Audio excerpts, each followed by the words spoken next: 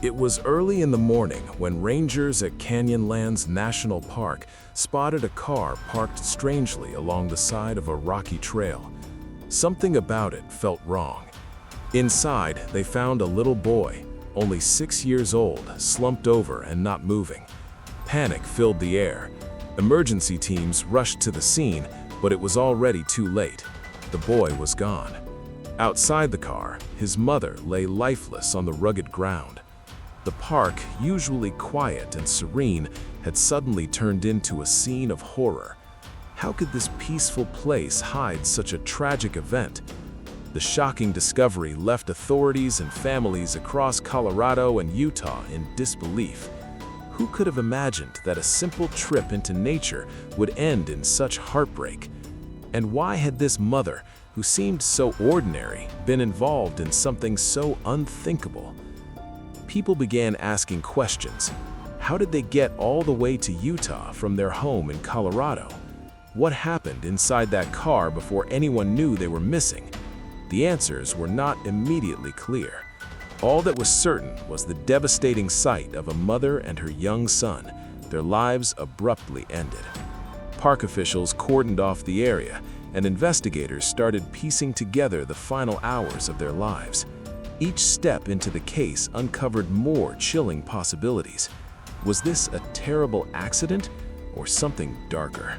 As the morning sun rose higher, the truth began to take shape.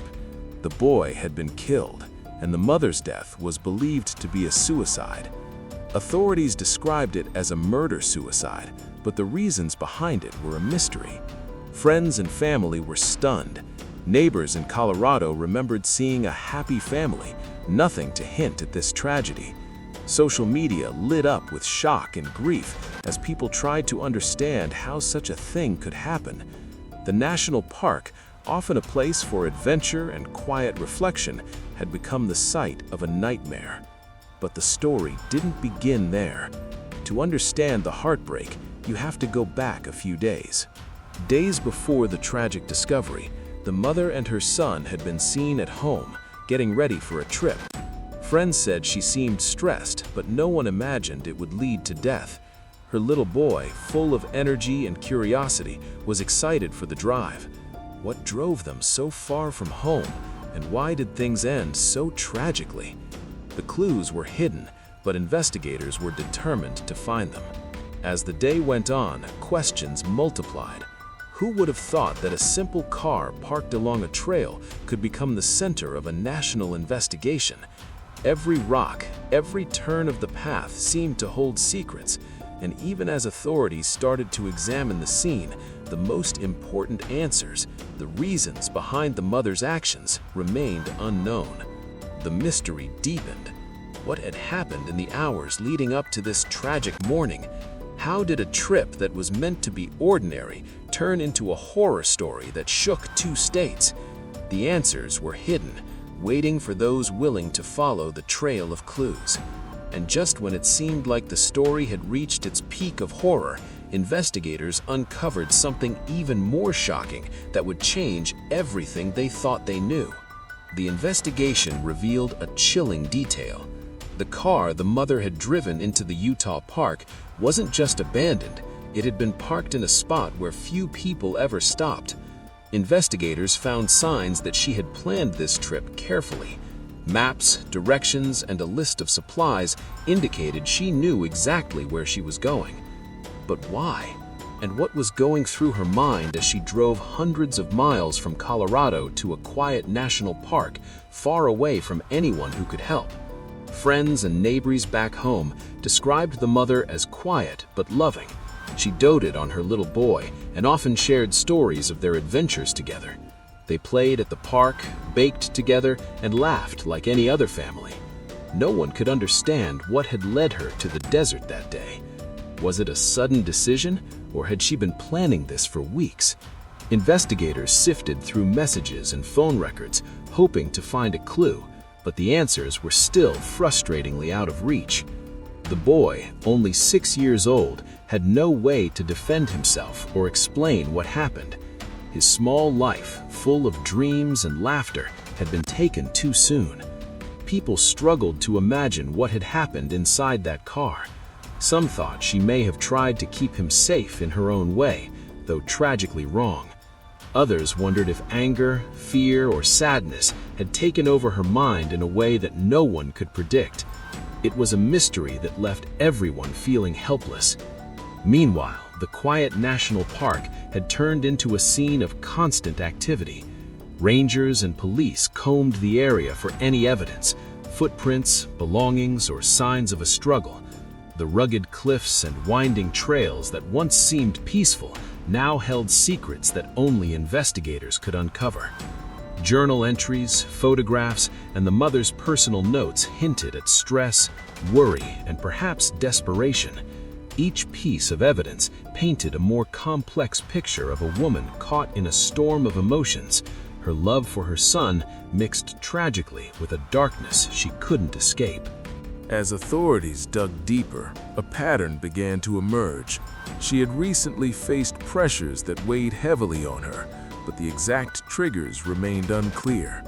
There were calls for help that went unanswered, and warnings from friends and family that may have come too late.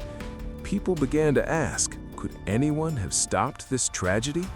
Could someone have seen the signs before it was too late? Just when it seemed like the story was fully coming into focus, investigators discovered another shocking detail. Something about the mother's final hours suggested that she wanted her son to remember her, or at least remember their bond, in some way that only she could control.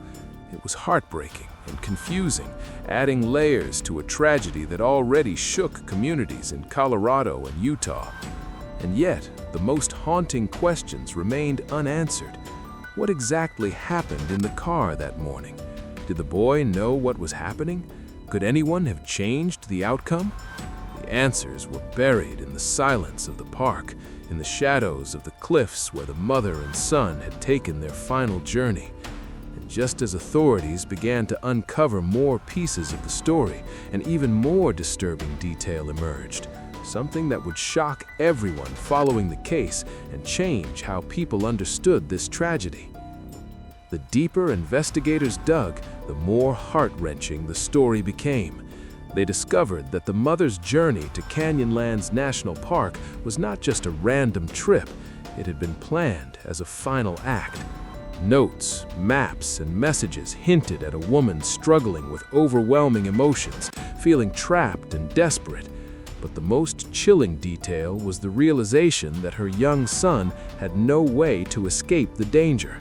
He was completely dependent on her, trusting her to keep him safe. Authorities pieced together the final hours. They believed she drove for hours through the night, the little boy asleep or confused in the back seat, unaware of the danger. When they reached the remote park, she parked the car in a quiet area away from other visitors, far from anyone who might intervene. The rugged cliffs and winding trails that had once been places of adventure became the stage for a tragedy that no one could have imagined. Neighbors and friends were stunned. People remembered a loving mother who shared pictures of her son smiling, laughing, and exploring the world. No one imagined that behind those smiles, she might have been battling invisible struggles. Some wondered if there were signs they had missed, messages, behaviors, or moments of sadness. Others felt helpless, wishing they could have reached out and prevented the worst. As investigators examined the scene, they confirmed what many had feared. The boy's death had been caused by intentional harm, while the mother's death was a suicide. The evidence painted a heartbreaking picture of a family torn apart by forces that no one could fully understand. The park, normally a place of wonder and escape, had become the site of the unimaginable. Rangers and law enforcement officers spoke of the silence of the desert, how the empty trails and cliffs seemed to hold the story of that tragic day. Public reaction was immediate and emotional. Social media filled with messages of grief, disbelief, and questions about what could have been done to prevent such tragedies. People shared memories of their own families, moments with their children, and the sudden realization of how fragile life can be. The story spread across Colorado and Utah, leaving communities searching for answers, comfort, and hope that such events could somehow be prevented in the future. Yet even as the investigation wrapped up, some questions lingered. Why had she felt there was no other way? How could a mother who loved her child decide to end both of their lives?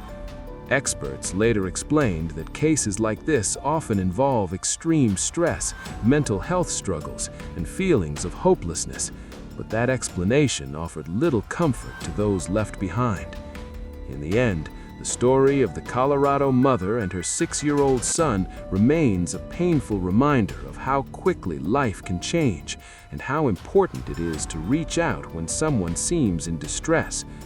Canyonlands National Park returned to its usual quiet, but the memory of that day and the boy and his mother lingers. Their story is a tragic echo in the desert, a cautionary tale for parents, friends, and communities. And as the sun sets over the cliffs, the questions remain. Could someone have intervened? Could this tragedy have been prevented? The silence of the park answers nothing, leaving only the memory of lives lost too soon and the haunting thought of what really happened that night.